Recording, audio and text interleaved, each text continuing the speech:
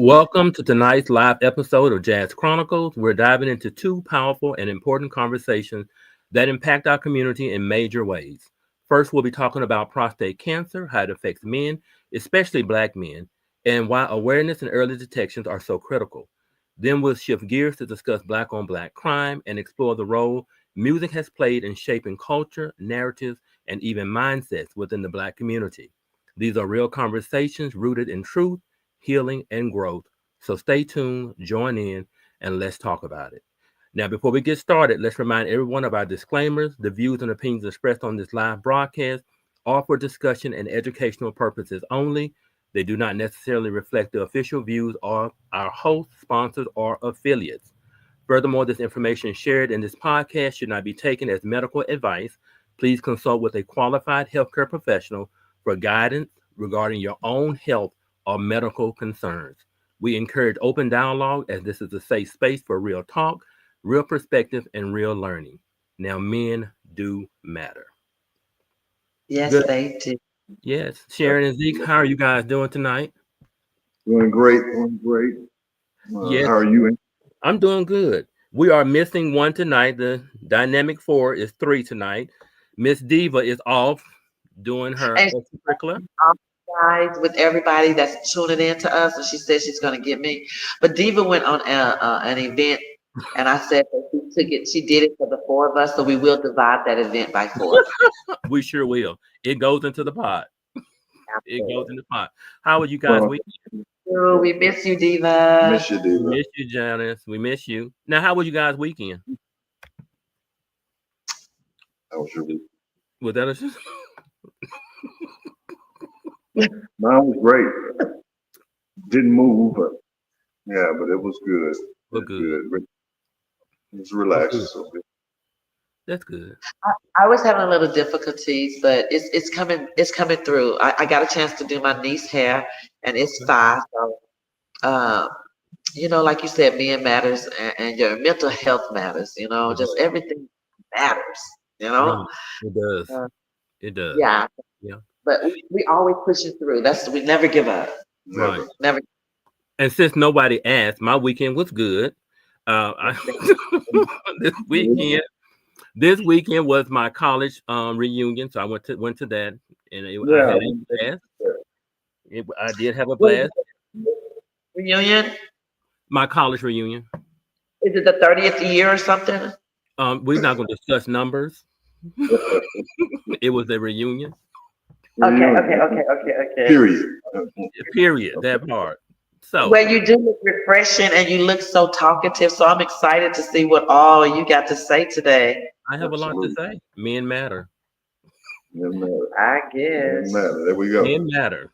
So as we know, September represents Prostate Cancer Awareness Month, and with this being the last day of the month, we would like to take time to acknowledge it. Because, like I said, men does matter. So let me just tell you, here are some key facts about prostate cancer in the Black community. Black men are about 1.7 times more likely to be diagnosed with prostate cancer compared to white men. Um, it Why? it all is I think it's due to background ethnicity, the background. For some reason, our diets and our way of living sometimes contributes to that. That's Okay, what studies say, and I know mainly like the diet and our habits, you know, okay. That's contribute. interesting.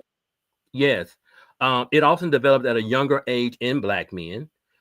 When diagnosed, prostate cancer in Black men tends to be more aggressive and advanced, and I think that's probably due to late detection. That it is more in an advanced state because, as we know, there some Black men or some people are fearful of doctors and don't go to doctors regularly. So when they do go and find out something, they normally go because there's an issue, not because it's maintenance, or preventive That's, maintenance. So would you say most men? Or are you just saying it's mostly African American? You said most mostly, men. mostly African American men, mostly All right. African American men. Yes. Thank you for making that distinction. It's mostly African American men that the numbers are increasing for. Um, Black, and as far as the mortality rate, Black men are more than twice as likely to die from prostate cancer as white men. And like I said, again, that goes to the way of living, the diets, detection, late detection and stuff like that. Normally, when they did detect it, it's kind of so far gone that it's kind of maybe too late sometimes. But that's what we're here for, to bring awareness about that, so we can try to change that narrative, and to get people to get tested earlier, especially if you have a history of it in your family, then you really should be on top of things and being tested. Being a Black male, you should get tested regularly anyway, but you need to consult with your family doctor as to how often that is. But you have to go to the doctor. So, Anthony, why is it the fear of going to the doctor? Like, like for me, I have a fear of like mammograms and PAP. It's just so uncomfortable. Well, I don't, well, that's one thing too, because prostate cancer, normally how they test you for it is an anal exam. Sometimes they can do blood work and stuff.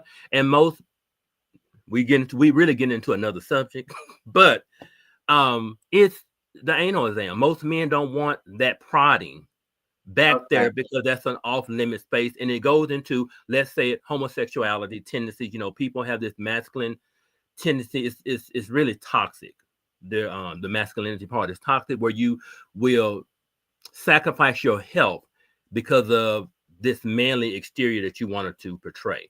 So That's what I want to get out of you. I wanted that exact answer, what you said. Yeah, well, Like, and that's the answer. That's one of the bigger answers, is that men fear, they don't want that exam because they know that's what it calls for. Sometimes, to be exact, old doctors normally do the rectal exam. The older doctors, the younger doctors, they kind of shy away from it. They do blood work and stuff like that. They, do different things that they can do, but they tend to tell you that the most effective way is the rectal exam. So that a lot of Black men are fearful of that, because they think that if I have that done, then I'm some kind of way. So. Wow. So before they get sick, like, what's the early signs? Do you have any early signs, like, to Early detect? signs of it is frequent urination. It could be erectile dysfunction. It could be hip pain. It could be bone pain. I mean, it could be a plethora of things that it comes about. But I do know that it could be lumps. It could be sore areas and stuff between the thighs. So, and lymph nodes and swollen lymph nodes and stuff like that. So when you see different signs like that, then you do need to consult a medical physician, and not take that for granted. And like we were saying, so regularly there's a PSA, and you also can test. Most people, they can test it by urine. So do a PSA in urine. So you can do the PSA test and check up. They are critical to early detection, and that can greatly improve survival rates. And then again, like you were saying, you were asking like what contributes to that: lifestyle and access. People's diet, their genetic makeup, healthcare express. People don't understand that, your access to healthcare, if it's not so great, meaning if you're not insured properly, it can deny you a lot of healthcare services, that you tend to get because, sometimes you got insurance that have these high deductibles and co-payments and stuff like that. And then finances become an issue, so that stops a lot of people from going to the doctor as well.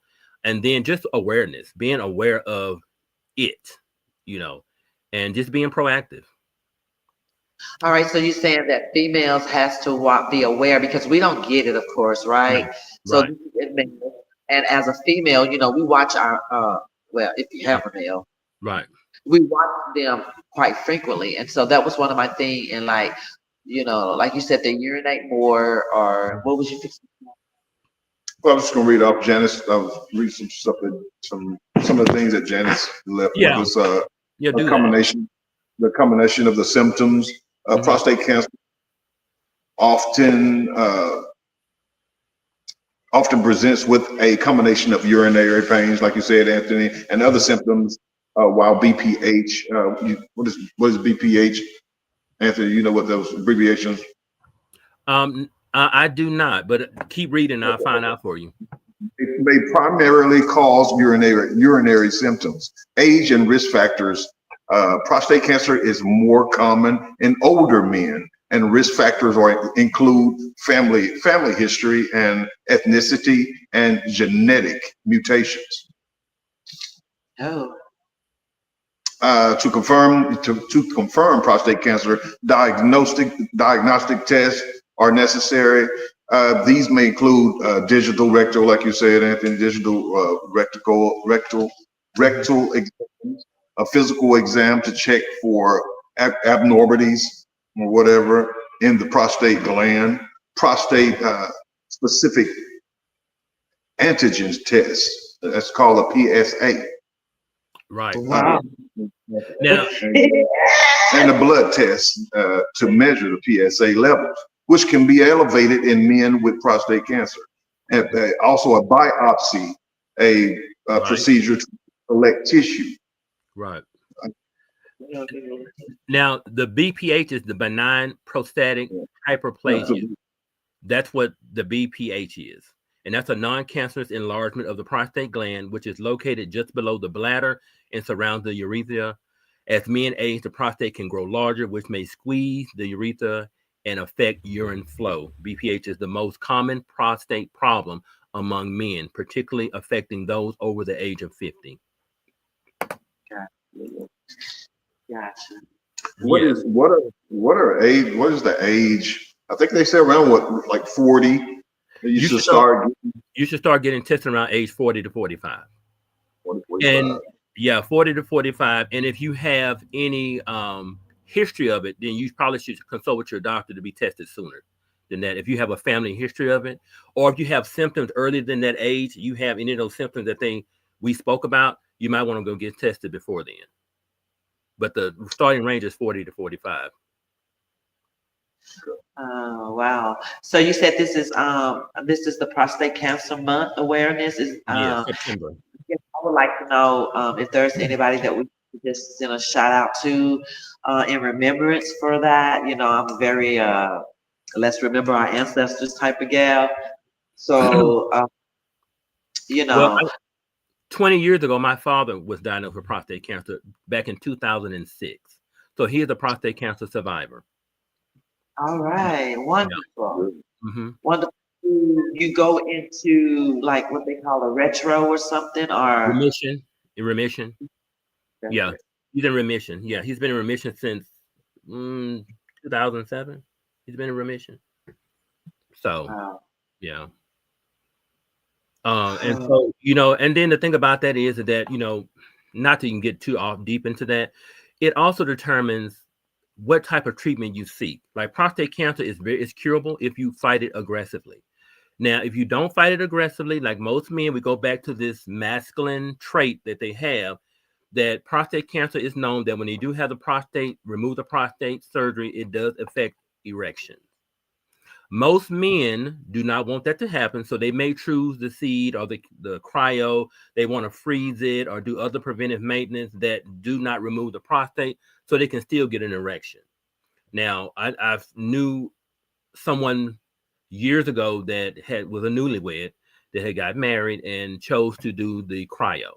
They froze it. It stayed good for 2 years, and then after they came back raging, and it became metastatic, and that person, you know, soon passed shortly after. But he was a newlywed, and the wife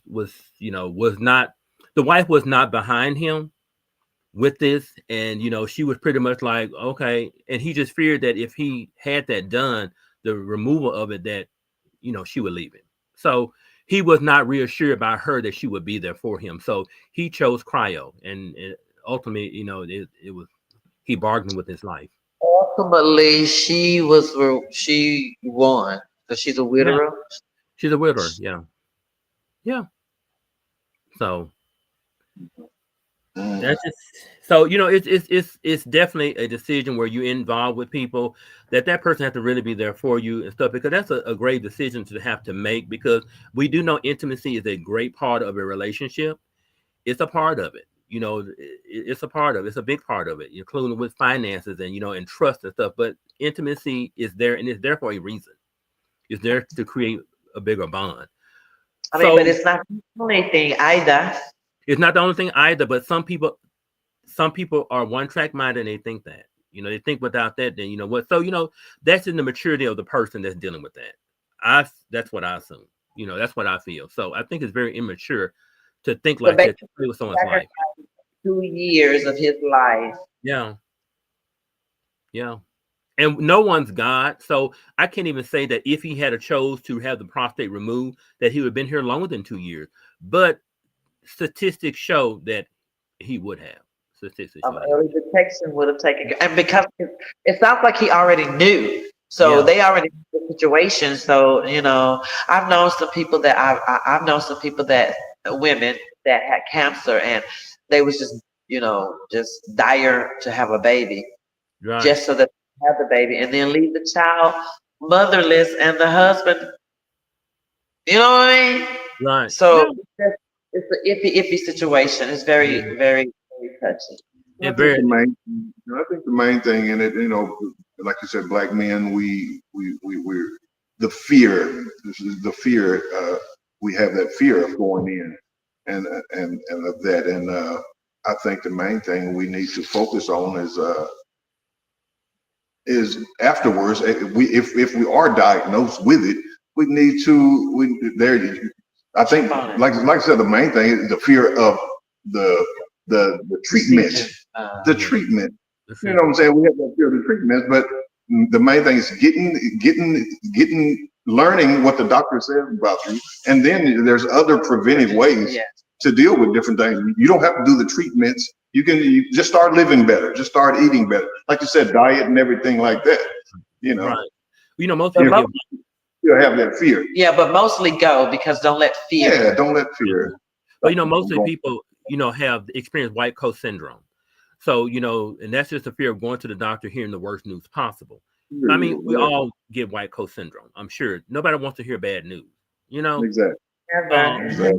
Nobody wants to hear bad news, but that is just par for the course. That's something that you could the possibility that you may hear that. So if you have to have a strong support system with that, but like I said, in our race of people, women are more quick to go to the doctor than the black men.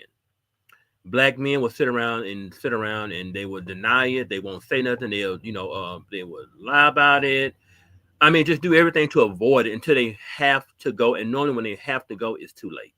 Kind of late, yeah. And pretty well procrastinate themselves to death. Yeah, procrastination. Yeah, it kills us. Procrastination kills us. So we can improve awareness and we can improve awareness and education about prostate cancer in the Black community by having open conversations like we're doing now, access to reliable information and testing, and ultimately creating a culture where men feel comfortable about talking about their health is key to reducing disparities and saving lives. Men have, traditionally had this thing of not opening up, they're, scared of therapy. And it's all because of this masculine trait. If I do this, I do that, I'm not a man. I'm not masculine enough. So I think you have to release that, and not when it's too late, release it when it's too late. But I think you have to still, none of this stuff determines, you're still a man, regardless. You're still a man, but you need to take care of your business because, there are people counting on you. There are people, there for you. You have families. Some have families, of loved ones and stuff, kids and children. You have people to be there for. So I really don't want to crack no joke or anything, but well, any type of situation does make you have to go and laugh a little bit, because when you said the statement about men, men really don't communicate much anyway. But I tell you one thing that they don't mind communicating. They let you know when they're ready. Oh yeah. So I think that are their partners or whoever, they should care enough to know that I need to stay ready. So I need you to be all right. So go to the doctor so I can stay ready. So we find a way to support it and encourage your partner, because just the fear of knowing that it has to be done and the direction of where it has to be. I definitely grew up with a lot of my uncles saying, that ain't happening. That just ain't, And to piggyback off what you go ahead, Zeke. I just feel that I was looking at the age limit. You said 40 to 45. I think it's something that we need to start younger. We need to start. We need to preach and teach and push it to start in the younger class of men, so that what I'm saying. So we get it done, and by the time you get 40 or 50, it's apropos. Well, that's true. And the crazy thing about it is this: is that because of insurance. Because of insurance. Absolutely. And that's what Insurance will not pay for certain tests if you're not at that age. So you may want to go get tested, just for awareness, for peace of mind. But if you're depending on insurance, it's not going to pay for it. So you're fully out of pocket at that point. That's the other downside of it all, too. Is the insurance factor. And then some people don't even have insurance at all. So that's strictly out of pocket. The medical office is not going to see you as a self-pay patient without you having the money up front. That's another issue. And so all together, it's like, what do you do? You can't have the test done where insurance will pay for it unless there is a medical cause for it to be done. And the doctor has to write that up and say, hey, we think X, Y, and Z, we need to do this test. And that's the way the insurance is going to pay for it if you're not of that age. They're just like colonoscopies. They start at 50 unless you have a history of it in your family. Then you can have it done as early, I think it's 40. But so that's another thing with the insurance. Insurance plays a big factor. It's probably not cheap either. Yeah. It's true. Yeah. So men at an average risk are usually advised to start discussing prostate cancer, like Zeke was saying, screening with their doctor around age 45 or 50. For Black men who are at higher risk, many experts recommend starting conversations and screenings around 40 to 45. The exact schedule depends on personal and family history, so it's important to talk to a healthcare provider to determine the best plan. You guys carry the conversation. Let me plug my computer up. My battery is dying. Oh no, please, we can't die out. No, keep talking. Just keep talking. Like you were saying, early detection and diagnosis are crucial for effective treatment and management of prostate cancer. If you're experiencing symptoms and have concerns, consult with a healthcare professional immediately. Thank you, guys. I'm bad. Sorry about that. It's okay. I just love you. I mean, I just love you guys. Y'all just keep me laughing no matter what. So Zeke or Sharon, do you guys have anything else we want to say on Prostate Cancer Awareness Month? Any shout outs you all want to make or anything before we move to our next topic? Well, I would love to just say that any survivors, I'm grateful for their survivorship, and I want them to continue to keep testing and continue to know that they matter, because they survived it. So I hope that they could go on and tell other people about it to make other men feel more comfortable in doing so. It's important that we need our men, no matter what color they are, but if you can get prostate cancer, we need you. Please do not let one little thing for like erectile dysfunction. I heard when you said that, a lot of people go say that and they will go and start taking those pills. You know what I'm saying? But it could be something more than just that. So just get yourself checked out because you don't want to even be taking no erectile pills, thinking that could be, and it could be something deeper. And just know that men matters, and y'all just please love on one another. To all of the people that have lost loved ones to prostate cancer, you deserve and you are owed to go and check yourselves because your DNA said so. Right. Connie says hello to everybody. Ask how everybody's doing. That's Connie. She puts in the chat. She mentioned Freddie Bell. Does Freddie Bell ring a bell to anybody? Thank you. And Connie, yes, that's my uncle. My uncle. Wow. My uncle, Freddie Bell, my auntie's husband, he did pass away from prostate cancer. Yes, I do want to say that I sent a shout out to my stepdad, Jimmy Ray Ramey. He had several cancers, and prostate was just one of them. Right. Connie said at least age 35. Go ahead, Zeke.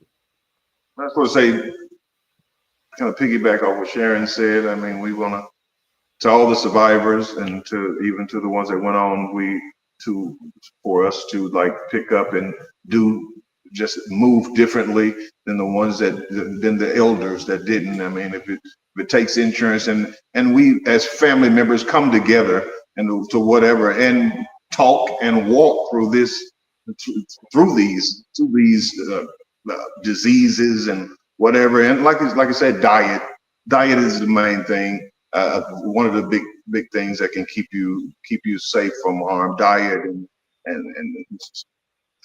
I had to get with Sharon on this, and sex with one partner, fleshly, doing one partner. I mean, just keeping it real, Just keeping it real, being unnasty, as Sharon said.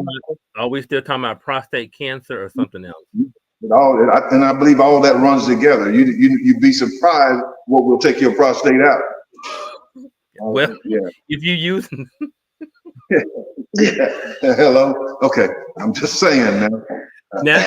Now there has been a myth that some men that think that repeated masturbation. Has that been said? Yeah, that repeated frequent masturbation, like daily masturbation, stops the issue of prostate cancer. That is not true. Okay. So, but there has been, yeah. Not true. What the world? Okay. I'm just saying what was written. I'm just saying. Don't shoot me. I'm just saying. I mean, so they exercising their prostates. Exactly. And I'm gonna leave that, let Anthony have that one. And are you speechless? I know Sharon got something to say. Here's the thing, because of last week's topic, I'm trying to stay hired on this podcast. That's too late. Too late. But when you said that that's not true, I was just trying to find out how would you know that that's not true.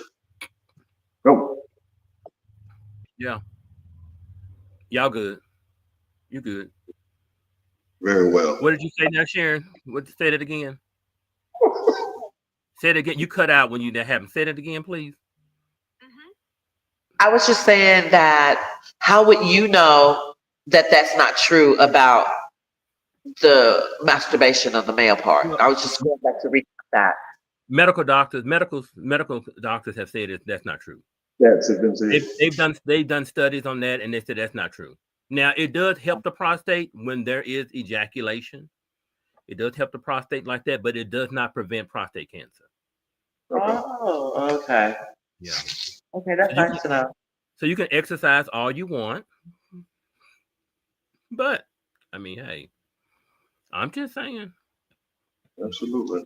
Take it in, absorb it. I miss Queen. I feel like I'm the only female. Is anybody else out there talking to me? No. Connie, I think Connie has your back.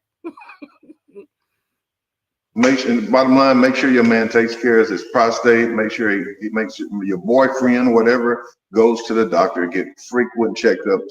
Don't wait till you're 20, 30, 40 years old. Go early.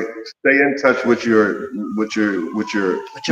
medical staff and with your body and mind, because it all makes sense and it goes together. If you want to stay around here long and be with us. Yeah. And remember that this is for educational purposes, entertainment purposes only. You do need to consult your medical provider. Your own. Well, we told them things, but they need to go to the doctor, because see, they don't want. They just need to go to the doctor, and we're not. And I'm one of those persons that may not like to go to the doctor, and then they give you all these pills. Right. I prefer to go, and then I find like Zeke said, find some other supplement ways to handle that situation. But at least know. I mean, y'all not fearful of anything else that you want to know. Okay, that part. Yeah, you're right about that now. You're so right. So we're going to move on to our next topic, if that's okay with Zeke and Sharon. Yeah, men matters. Men do matter. So. Black on black crime. Ooh. Black on black crime. The topics is black on black crime, the impact of music in the black community.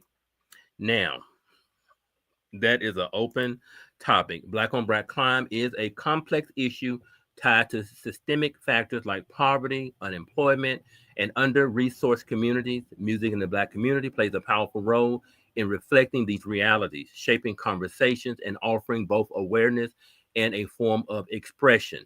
I'm going to turn this over to Zeke and let him elaborate. Well, I just want to start with, I was watching this podcast, and I think it was these Hebrew guys. They were doing a podcast, and they were out on the streets. They were out. They were out.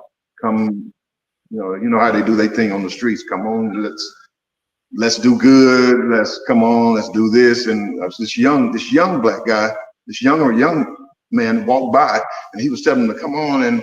And the young man said, he was like, oh man, he was shunning them off. He wasn't trying to hear what those guys were trying to say. And the Hebrew guy said, he said that that's what's wrong around the neighborhood right now. He was the young black guy said something about that's what we got going on in our neighborhood. That's it's the blacks, the black. And the Hebrew guy said, no, well, the white people, they don't have Crips and Bloods in their neighborhood, so they don't have to worry about a bunch of mess like that. And I don't know. It did something to me. And I know we have a lot going on in our neighborhoods with these. And I've seen how they put the guns on the streets, and all the young men, they think they have to have a gun, and and this and that, and I don't know. We're just killing each other, Anthony and Yeah. Sharon. And it's really crazy. I feel I'm getting emotional right now just thinking about. I really would like to know, what are we so angry about, or what is it that caused us to have these black on black crimes? Actually, the crimes itself is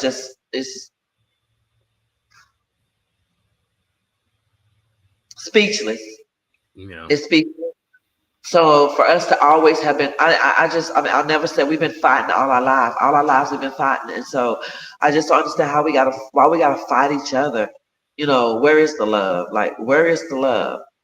I want to feel. I mean, I have mixed feelings because I have a friend of mine that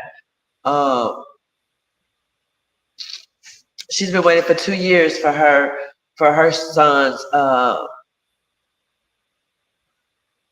killer to be arrested, and it just happened on, like, what's today, Tuesday. It just happened the other day, maybe 2 days ago. But she had to find out on Facebook. She was strolling on Facebook, and she found out on Facebook. She said, "Hey, is that my house? Is that my house?" And I was grateful for that, but I can't even celebrate that because it's still one of us. They killed one of us, and there's still enough pain in all of us that's two families that's hurting at the end of the day. Right. Um, That's Connie. said, I think it's the music sometimes that talk about women's guns and killing. They think they can do what the video do, and someone special, the young one that they got no sense or no guardian, so they just out there. That's true, Connie. There's no guidance, and I think kids are raising kids. The family unit has been kind of destroyed, and kids are raising kids, basically, just raising kids, and they're not the same as when we were coming up, where there was a lot of structure and stuff. And there are some parents, I don't want to say all of them, but there are some parents that still have that structure, and they still, raise those kids, and they are fearful of them. But then there's a whole lot of kids that is just not true, and they're just out there running amok, and a lot of people are at jeopardy because of that. You okay, Sharon? Now, Yeah. hip hop and R&B and other genres often highlight struggles, tell personal stories, and inspire activism. At the same time, music can influence behavior and perceptions both positively by motivating change and community unity, negatively. It is glamorizes violence. Understanding this impact helps us to see music not just as entertainment, but as a cultural force that can educate, empower, and unite communities to address these challenges. And one might ask sometimes, like, because music has historically reflected the realities of life in the Black community because they speak about it all the time and stuff, and they say they they speak about what they've lived. So they kind of bring, you know, reality to music. So music has always been a mirror of the life in Black communities, from spirituals and blues that express pain and hope during slavery and segregation, to hip hop and R&B that reflect struggles with poverty, systemic equality, and social injustice. Music tells our stories. It gives us a voice to experience to experiences that might otherwise be overlooked, and serves as both a form of resistance and a way to inspire change. Through lyrics, rhythm, and storytelling, music captures the triumphs, challenges, and resilience of the community. Absolutely. I would like to take the moment out to think about that little 15-year-old young lady that was found in the Tesla. Oh, with Uh, David, the singer David, or DB yeah, something. Yeah. every time that you, as soon as I read what Miss Oswella said and what you just said, it's not, I don't mind the tears, because half of the time the tears are not my tears. There are other people that's crying. It Right. just comes through me. You understand? It's Right. okay because uh, you hit it right on the nose. I read the article this morning where they have deferred this young girl's case. Yeah. Let me just give you deferred. Deferred means But that they put all this up on here for the last couple of weeks, and her body has been, you know, decomposed. yeah. Uh, I could say a lot. I could say a lot, but for that case to not be, to let us know that as much as we put it up here now, you know, that we're going to just slow it down. Because deferred, you guys, means it's going to take several months for them to kind of put this together. So you won't be hearing about it for several months. Or, ooh, Washed under the rug. Put a place washed under the rug. yeah, watch my language. And so my tears has been shedded today because of just that little trigger. How could that 15-year-old girl, they got a lot of, you know, and he has the audacity to have a casket and uh Mhm. him as the victim of the murder. As you said, I talked to my niece this morning when I took her to school. And I asked her, I said, do you think that this music here can cause harm? And for her to say that, yeah, because sometimes the music can make you do things. Yeah. And imagine some teenage kids that already feeling some kind of way, and they're listening to whatever they're listening to, and they hydrogen is up. And before they know it, we got some parents that's burying some kids, y'all. Yeah. We need to be cognitive of what our children are listening. We can't be caught up in our world that we're not paying attention to our children. Mhm. And shoot, some of y'all need to be paying attention to what y'all listening to. Right. I think that's where it starts. I mean, I fall victim also myself. Get with some of my kids, and you know, you think you're just having fun. You're just having fun, but it's not. Ain't no fun about folks sitting up. This is on video games and everything. Ain't no fun about showing some blood with guns and think that that's cool with girls with half naked clothes on. Tell me what's fun about that. Yes, it's not good. It's not good. The bottom line, and yeah, we as the elders, we need to watch what we're listening to. Also, I guess the bottom line, don't get caught up. Don't get me and Jaron me and Jaron were talking the other day. I know you're gonna hear Jaron's name. We were talking about Don't this say I don't.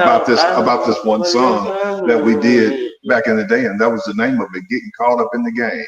Hmm. Don't get caught up in the game. And it Wow. was a very profound song, and it was really profound. And it was about being just caught up, because it's easy to get caught up. Like you say, you're trying to. I can, like you were my daughter. We're sitting there. I'm trying to make sure our bond is together. So I'm listening. So With some you music listening, like that? you listening to some rap music. You're not. We're not thinking about the I'm words. not trying to bond with you. No, I'm just saying, I'm trying to say, baby, why you listening to this? We're not. Sugar, No, why I'm just you saying, listening to this? everybody, Because daddy that. worried about what those lyrics say. Okay, let's rewind that then. See, daddy's not worried about the lyrics. We ain't listening to the lyrics. We're thinking about the bond, but the daughter, you know what I'm saying? These kids are listening to these words. Well, you are supposed to be their first love. Absolutely, but absolutely. She'll listen. Because that's the way that you deliver it. Because they listen to these little knucklehead boys out here. So they'll listen. It's just the way we deliver the messages. You know? Yeah. My niece this morning told me as well. She said, I asked her, I said, well, she hangs around us, and I ain't trying to be funny, but we, Frankie Beverly's, Mays, Al Green kind of people. We definitely listen to old school. We want old school. We do reggae, gospel, but we are cognitive of what we play around her. However, when she takes over the music, it amazes me that she's 17 years old and she knows songs that I still don't know, because she says she refuses to listen to words that's not speaking about love. And I have to commend her on that. To be 17 to say that, that's amazing. Absolutely. Thank you, Carmina. Thank you. Yeah. So, so FBI reports say that, back in 2022, that there was 89% of black on black crime. 89% black homicide victims are killed by black offenders. And that was from FBI data from 2022. Anthony, I'm gonna need you to lower that number down, because I refuse to believe that 90% of us kill one another. That's too painful for me to hear. Is there any way that you can find a number from 2023, 24? Because you need to say, this man said it was 89% that we're killing each other. We ain't got to worry about nobody else killing us, because we just doing it ourselves, y'all. Yeah. And for what? Basically. For what? But it seems like we're more worried about the cops killing them. Well, and they said that ages for the homicide rates, like the highest rates are among black males, aged 15 to 24. So they said 74.6 per 100,000 people. In black male ages 25 to 24, there's 70% per 100,000 people. That black Americans face 50% higher rates of non-lethal violent victimization than white Americans. 2023 in homicide victimization in the United States, 2023, the Bureau of Justice Statistics reported that black persons had a homicide victimization rate of 21.3 per 100,000 versus 3.2 per 100,000 for white people. Well, I do know that these kids is 15 to 17 is not being able to go to the gun place and get, where are these guns coming from? Where are these children getting these guns? Yeah. I believe somehow they made sure they got to the streets. It seemed like they got to the streets. Yeah. The kids are in the streets, and that's where the guns are, in the streets. They made sure the guns got to the streets. I mean, because some of the stuff I see them with, I'm like, I haven't even put my hands on them. I've been in the military, and some of the stuff I hadn't seen. I'm like, wow. And I actually had a parent right here in Arkansas say, I had to get my one because he needs to defend himself. And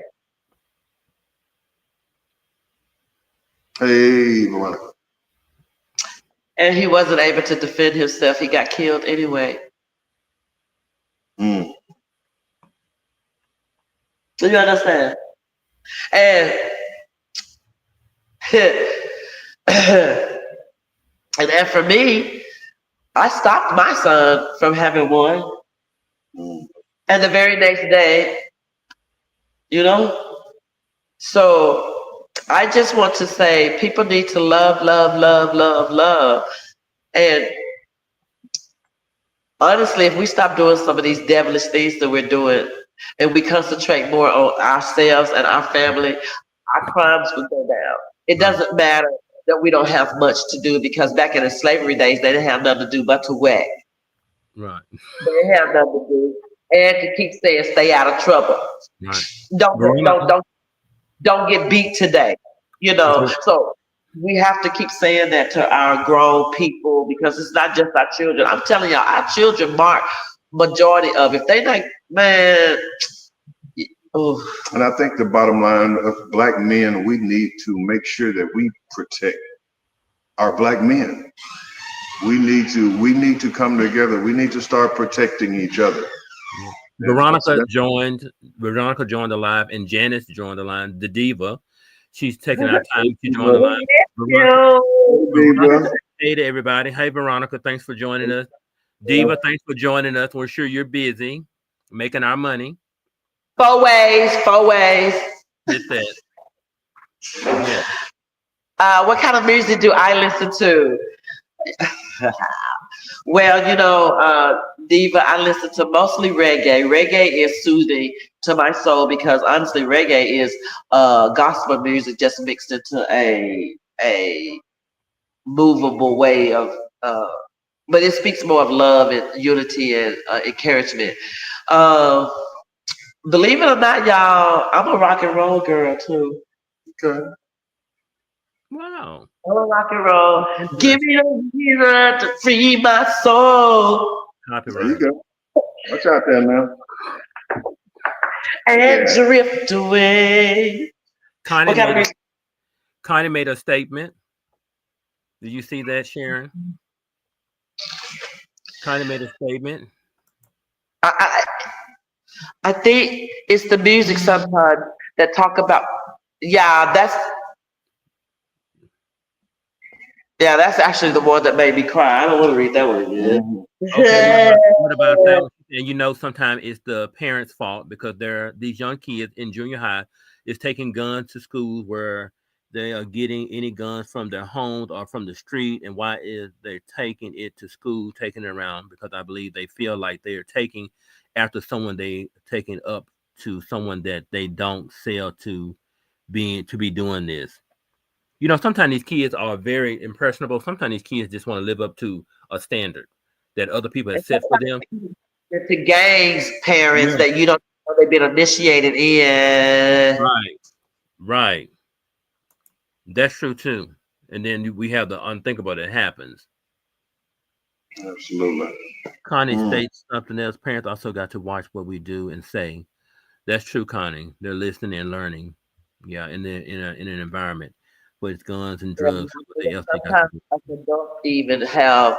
I have to tell y'all that today was not really a very, very good day. So even adults, if we adults as adults, and we have to pay attention to what these children are doing because if we have these thoughts in our head, it's our young people that's killing each other.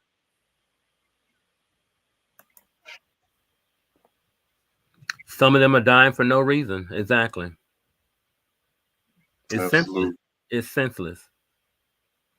What do you think? What are some ways, Anthony? You think that? I mean, what are some preventative ways? What in 2025? What can we do? Stop buying your children these violent video games. Stop letting them play these violent video games. But like I said, but Sharon, they can stop all that. But then it starts at home. And that's what I'm saying. Who buy these gifts? Who buy the toys? Who buy these controllers? But you buy that stuff, but you can't stop what they do when they leave your home. So they get around these other people and they see that stuff. So it starts at home where you are teaching and training these kids that even they get out there in the public with other people, that is not what we do. That is not what we do because we don't have to buy them. 9 times out of 10, they out in the streets with these people. They're impressionable and they get it elsewhere.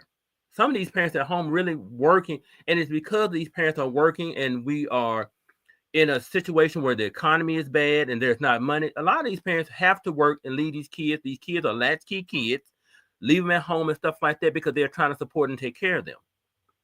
And it's unfortunate. It's really unfortunate. The family unit is broken. It's broken. It's unfortunate. You don't have grandma and grandpa and aunts and uncles stepping in and taking care of these kids because they got their own lives that they're trying to live and do. So these kids are led by their own devices. They are raising themselves, and it's unfortunate. And mom and dad, the AI is being their parents. The AI is being their parents and taking over and telling these children and adults to what to do. well, even with AI, you still have to know what to put in AI. You got to put something in AI. This man had a whole love affair with his AI, and his wife was letting him have this AI because she thought it was no harm. And it's the first AI influence of killing. Right. So what are you thinking about? Like, yeah. Well, I'm saying he put something in there to get a response back from AI. It's like AI did just not just start talking to him. You know what I'm saying? He put something in AI to get a response because even people, when they get on the internet, you got to know what to put in there. You just can't go to the computer and sit in front of it and it talks. You got to know what to put into what to ask for to start a foundation for something. That's just what I believe. And it's how complex your mind is what you get out of it and what you do with it. Everybody's experience is different. Everybody's experience is different. So It's true. So we will say that music is. I tell you one thing. There is some songs that can. There's a particular song, and before you even, I'm not gonna give the name of it, okay? So don't ask. But it's a song that Daniel puts me in a trance, and before I know it, I literally could be nude. wow. Exactly. So music do affect you. But do you think it has something mentally that there has to be some kind of mental thing going on with you to allow music to put you in that position? No, I don't think nothing mentally. I think that it's the music has taken control. Like, uh, What's the song that gets you naked? I'm not doing you because I knew you was gonna say that. You look, brother. And I know you're not scared because you would ask me. So answer the question. Answer the question. You would ask me to answer the question. I guarantee you, I didn't even name this song, and it's gonna pop up tomorrow. I guarantee you. But no, I'm saying that give some music. We wanted to come up tonight. No, we're not gonna bring it up. We wanted to come up tonight. What do you say, Diva? Since you watching, what do you think? Diva? Connie, Veronica, what do y'all think? Should she give us the name? No, they need to find out if they think that music does. Well, Connie did tell us. Oswella told us that music has an effect on the children, and then it makes them kill and stuff. Right. You know, I mean, for me, it ain't even about just the killings. I told y'all last week about a song that makes people start cheating. So I think that it's not just the music, but it's the environment and every other thing that pushes us to do the things that we do. But we don't even know how to control it because we don't know that it's even happening. So how can we even, there's no guidance. I think it's what both of you are saying is right. I think it's the whole media equation. Not just the music, it's the video. I guarantee you that somebody's sitting out there, to let them know that we need to make these people go irate. It's built, designed for it to be that way. Yeah, it's designed to break you. Thank you, Connie. What kind of say? What else Swella say? Thank you, Connie. Veronica, what do you think? Jen and Miss Diva, what do y'all think? Let us know.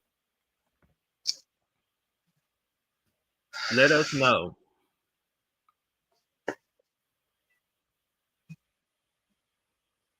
Although, again, I don't think that it's nice for it to be black on black crime. I also do believe that anybody that's willing to pull a trigger needs to stand up for each. Of course, I believe that. Yeah, you're right. It's just you got to be held accountable for what you've done, and I do want to send another shout out to my best friend Queen. Queen, you did well on the show, on the news, acknowledging that you was not aware that your killer, your son's killer, had been caught. You had to see your own house on TV, Mm. and they understand that this is messes with our mental. This stuff messes with your mental. So I'm just grateful that she could even get up out the bed and brush her teeth. So I just wanted to send a shout out to her as well because that's a victory, even though it's still sad because there's two families that's grieving now. Right. Mm. Let me ask you all this. I know and like I said, Anthony, it starts at home. Yeah. I mean, that's the grassroots. We need, and the family is broken. I know we need to take care, and the ones that are able to take care of their home need to spread abroad, and the broken families that are next door and spread that love next door and across, you know what I'm saying? But this is my question here. And one, I know this question is out there. Are the churches doing any, are they doing their part? Can we say? Well, I know some churches I've heard of doing like these rallies or these sessions about black on black crime, and also like health month where they do health awareness, like for prostate. Each month they do something. I know several churches that do each month they do something like prostate testing. I ain't heard none of them. Well, I mean, what church are you affiliated with? Me? Oh, Anthony, I mean, you made the statement, Sharon. I'm saying I live here in the surrounding area. I have not heard of any gatherings of those suchins. They normally post those things and stuff, and so I would love to know. Do you know? Well, in my neck of the woods, they do. I know they do it in Little Rock, and they do it in my neck of the woods and in Texarkana. I'm asking because I want to. Yeah, but get this: the churches that are mainly doing are the white churches. Hello. For us. Wow. And so here we're going to say this. Again, my niece always trying to get me outside of the house. And I have not been going to church, Anthony, if you really want to know the truth. Of course, we all want transparency. I've been struggling. However, my niece has been inviting me to this church called Calvary Trail Ride. Mm-hmm. So I know that it pains me that there's activities for these children and they make sure that they involved in these children. There's many things for these children to do. And you're absolutely right.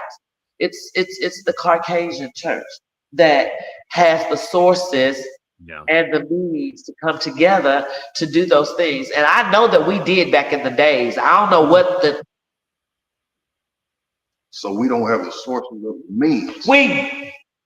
We do. We have the sources of the means. It just depends on how it wants to be spent. And children is not top priorities these days. But then when you're dealing with the black church and stuff, you have to lead by example. So if you are a black male that don't want to go get tested, you're more than likely not going to be a black male that's going to be at the forefront of doing the testing. So I think that's a lot of times that's why this does not happen. Because of that, so you cannot lead somebody to water when you don't even want to drink it. So that's just what I have to say about that. Black on black crime, most of the time with black on black crime, somebody in your family is associated with that. We don't want to speak about it. So it hits home in both areas. So what we tend to do is shy away from it, sweep it on the rug like it's not happening, and let our white counterparts deal with it. That's my feel on it. So. All I know is that you on fire tonight, and I'm loving it. Connie says, well, I think the music and sometimes the videos, because some music I know have put you out in the love-making music. We got the disco music, we got the rap music, the hardcore rap music talking about guns, women, and hoes, and all that. It's in the mind thing. It's in the mind thing. It's where your mind take you with the music. So I told you she's not lying. Like it's not a lie. And I think I brought this up. I said I was kind of kind of play this skit and kind of let me know what you guys think. You've heard of the singers changing the songs, the gospel songs into this song, then they change a R&B song into a gospel song. I don't know what you guys think, and I was thinking about. That's not about black on black crime, but that's a whole nother subject that we can't talk about because I totally disagree. Well, let me get off there then. I totally disagree because I'm sorry. No, you're good on that one. I said that's just a whole nother subject. It is. Because with that being said, you saying that it's okay to mix, and I don't mix. I don't mix well. Absolutely. Back to black on black crime. Sorry about that. That is a black crime. That alone is a black crime. To mix them two together and say that it's all right. The Lord is okay with it. Well, guys, we've done well tonight because we've passed out mark. It is 8:02. Do you guys have anything you want to say before I close out? We have to table this. We can talk all night about this, but we do have to come to a stopping point and table this. So, do you guys have anything you would like to say to close out? I think Z get an A today, and he's not going to be fired. But you are. Oh. No, I'm just joking.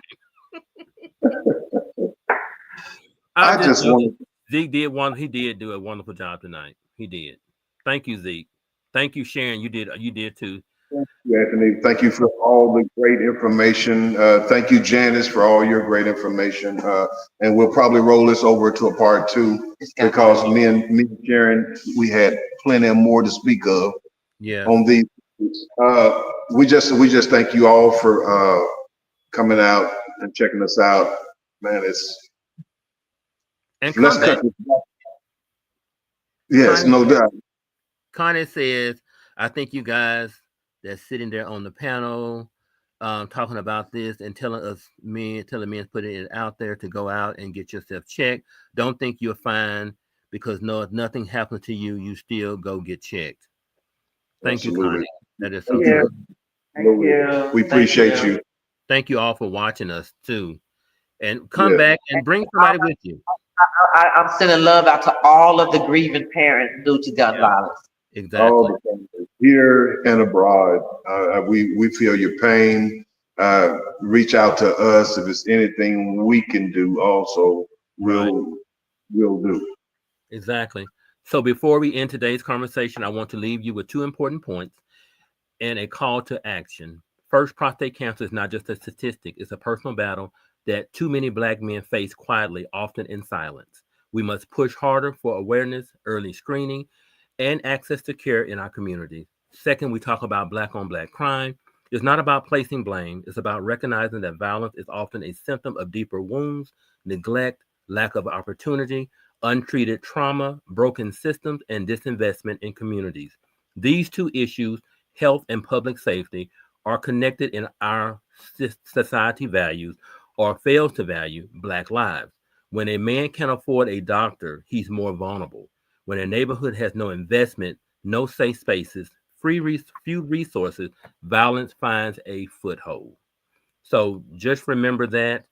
And like I said, we have come to an end. We have actually gone over 5 minutes. I think it's good. We fill that space. So let's keep the conversation going in the comments below. If you enjoyed this video, don't forget to give it a thumbs up, subscribe to the YouTube channel, and hit the notification bell so you never miss out on breaking news when we go live or when we upload. Thank you guys for watching. See you next week.